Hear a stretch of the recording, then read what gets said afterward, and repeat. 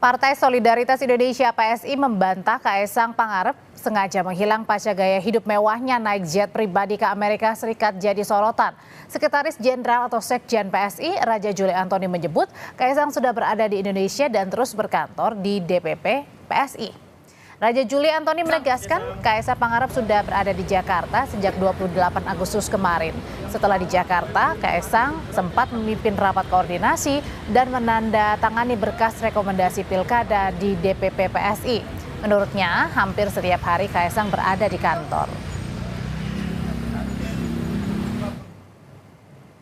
Kata Raja Juli, hampir setiap hari setelah tanggal 28 Agustus 2024, Mas Kaesang ngantor di DPP PSI. Bila tidak keluar kota, sore atau malam setelah jam kantor, saya secara pribadi selalu bertemu Mas Kaesang.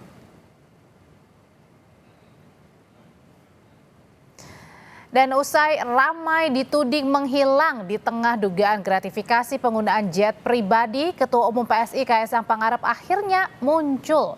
Kaesang terpantau mendatangi kantor DPP PSI Jakarta Pusat pada Rabu sore. Kaesang tiba di kantor DPP PSI sekitar pukul 15:20 waktu Indonesia Barat. Kaesang mengenakan kemeja lengan pendek berwarna biru gelap. Ramai dugaan gratifikasi penggunaan jet pribadi, Kaesang justru tak merespons saat disapa sejumlah jurnalis yang menunggu di DPP PSI.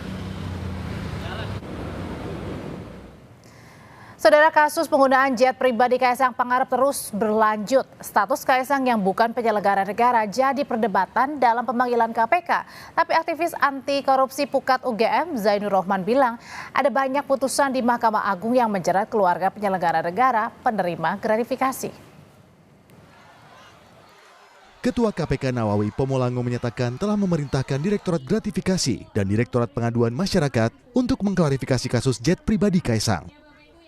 Menurut Nawawi, posisi Kaesang saat ini tidak bisa dilepaskan dari keluarganya yang menjadi penyelenggara negara. KPK saat ini tengah menjadwalkan untuk melakukan klarifikasi pada Kaesang. Namun Nawawi mengaku belum mengetahui di mana Kaesang saat ini. Iya, kita memang sudah memerintahkan Direktorat Gratifikasi dan Direktorat Pengaduan Laporan Masyarakat, kita sudah memintakan untuk mereka melakukan klarifikasi gitu. Kaesang kan nggak bisa dianggap secara personal. Semua publik mengetahui bahwa Kaesang adalah bisa dilanjutin gitu kan, kalau gitu sudah dipahami, jadi kaitannya ke situ gitu. KPK punya kewenangan untuk mengurusin hal-hal yang seperti itu. Sebelumnya, Wakil Ketua Umum Partai Golkar Aceh Hasan Syazili menyatakan Kaesang tidak bisa dikaitkan dengan gratifikasi dalam kasus penggunaan jet pribadi.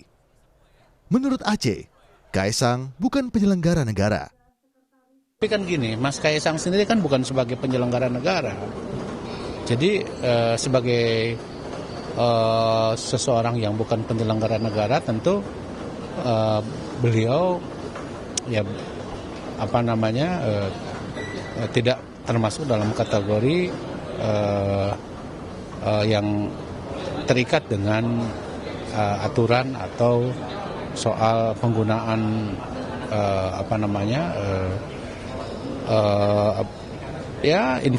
sesuatu yang sifatnya misalnya bisa mengikat kepada para penyelenggara negara itu. Hal sebaliknya disampaikan aktivis anti korupsi dari Pukat UGM, Zainur Rohman menyatakan ada banyak putusan di Mahkamah Agung, putusan yang menjerat keluarga penyelenggara negara penerima gratifikasi. Gratifikasi diberikan kepada keluarga mereka, tidak perlu atau pada penyelenggara negara secara langsung dan akan bebas secara hukum, sehingga itu sudah terbantahkan dengan adanya jurisprudensi dari Mahkamah Agung. Ada banyak putusan di Mahkamah Agung yang menjelaskan penerimaan gratifikasi oleh keluarga penyelenggara negara, gitu ya.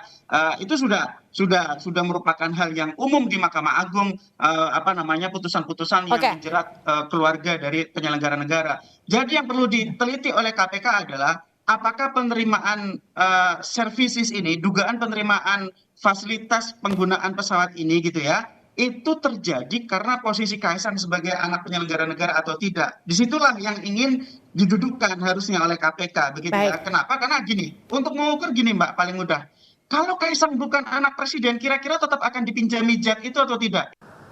Saud Situmorang, Wakil Ketua KPK periode 2015-2019 bilang, krisis etik dan konflik kepentingan di pemerintahan sudah seperti hal biasa.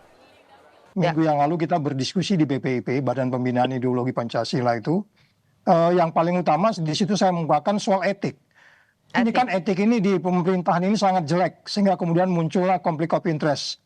Bahkan orang nggak bisa paham membedakan antara, saya menyampaikan kemarin salah satu contoh ya, ada presiden merayakan menikahkan anaknya, semua menteri ikut di barisan sebagai pagar ayu, itu konflik of interest. Itu nggak boleh. Kalau di Amerika itu ada satu kantor yang namanya Government Office of Ethics yang meminimalisir segala potensi konflik. Belum ada respon dari pihak Kaisang terkait kasus ini. Namun publik menanti klarifikasi dan sikap tegas KPK untuk segera memeriksa Kaisang. Tim Liputan, Kompas TV. Lalu kapan Kaisang akan diperiksa oleh penyidik KPK? Kita tanyakan ke jurnalis Kompas TV Niputu Trisnanda. Putu, sudah ada kepastian kapan KPK akan meriksa Ketua Umum PSI Kaisang Pangarep? Sampai dengan saat ini belum ada, Audrey dan juga saudara, tanggal pasti kapan Kaisang akan dipanggil untuk klarifikasi. Karena sebetulnya pada dasarnya KPK ini harus memiliki alat bukti yang cukup terlebih dahulu untuk kemudian memanggil saksi-saksi. Kalau mengutip bagaimana pernyataan dari juru bicara KPK, memang yang kemudian menjadi sorotan saat ini adalah menelaah hasil dari laporan dan juga bukti-bukti awal yang diberikan oleh pelapor.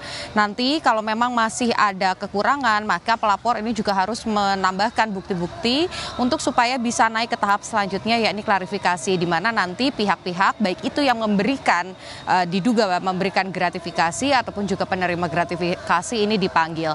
Kemarin saya sempat bertanya secara langsung kepada KPK terkait dengan polemik soal status penyelenggara negara yang tidak dimiliki oleh Kaisang Pangarep.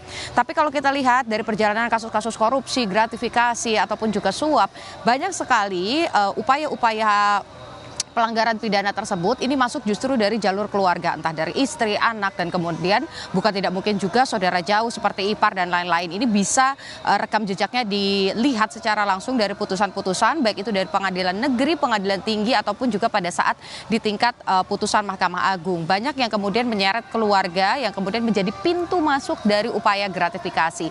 Lalu juga kemarin KPK ini juga menyoroti kalau memang Kaisang ini bukan pejabat publik, tetapi posisinya Kaisang ini merupakan sosok yang dekat dengan pejabat publik. Misalnya ayahnya Kaisang Pangarep adalah Presiden Republik Indonesia yang bisa menentukan kebijakan-kebijakan ataupun juga aturan. Ada juga kakaknya, Wakil Presiden terpilih yang kemarin juga masih menjabat sebagai Wali Kota Solo, yang kita tahu beberapa waktu yang lalu Gibran Rakabuming Raka ini juga sempat memiliki kerjasama dengan pihak toko online begitu ya. Kemudian juga ada Bobi Nasution yang ini juga saat ini masih menjabat dan akan maju dalam kontestasi Pilgub Sumatera Utara. Artinya potensi tersebut bisa saja muncul. Tapi yang perlu dilengkapi oleh KPK untuk melanjutkan ke tahap selanjutnya adalah bukti-bukti. Jadi dalam posisi ini KPK bekerja untuk menelaah tahapan awal, tapi sebagai pelapor juga harus bisa meyakinkan KPK bahwa memang ada upaya untuk kemudian melakukan gratifikasi tersebut. Sampai dengan saat ini kita masih menanti, Audrey dan juga saudara, kapan tepatnya KPK akan melakukan klarifikasi, apakah memang ada dugaan gratifikasi, kemudian juga siapa saja pihak yang dipanggil, apakah pihak swasta yang menyewakan jet pribadi tersebut juga akan dipanggil, karena selain masalah urusan pidana, masalah etik ini juga perlu dilihat secara langsung. Bagaimana pengamat sudah banyak yang berbicara bahwa keluarga ini memang bisa menjadi pintu masuk dari perilaku pidana, salah satunya adalah suap, gratifikasi, ataupun juga tindak pidana korupsi. Jadi kita masih nantikan nanti seperti apa perjalanannya, tapi satu yang pasti kalau memang ada upaya gratifikasi, KPK berwenang untuk menindaklanjuti. Audrey. Sampai dengan sekarang penyidik KPK ini belum memeriksa atau memanggil Ketua Umum PSI Kaisang Pangarep karena belum juga ada surat yang menjadwalkan Kaisang untuk melakukan klarifikasi dari dugaan gratifikasi penggunaan jet pribadi. Terima kasih laporannya jurnalis Kompas TV Niputu Trisnanda.